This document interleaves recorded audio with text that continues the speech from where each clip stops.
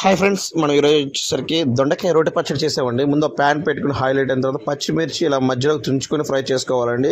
పక్కన పెట్టుకొని దొండకాయ పీసెస్ రౌండ్ కట్ చేసుకున్నాం. పండిన దొండకాయలు తీసుకొని చాలా బాగుంటాయి. ఆ దొండకాయ పీసులు వేసుకున్నాక కొంచెం ఉప్పు వేసుకొని మంచిగా ఫ్రై చేసుకోవాలి, ఇక్కడ నేను చూపిస్తున్నట్టుగా.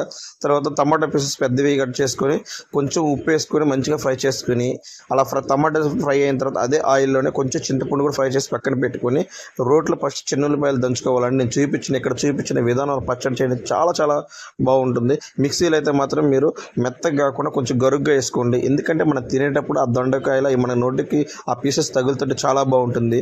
మనం ఇప్పుడైతే ఎక్కువ నాన్ వెజ్ ఇష్టపడుతున్నాం కదండి, ఆ రోజుల్లో రోటి పచ్చళ్ళతో సరిపోయేది, ఎందుకంటే అంత టేస్ట్ వస్తుంది.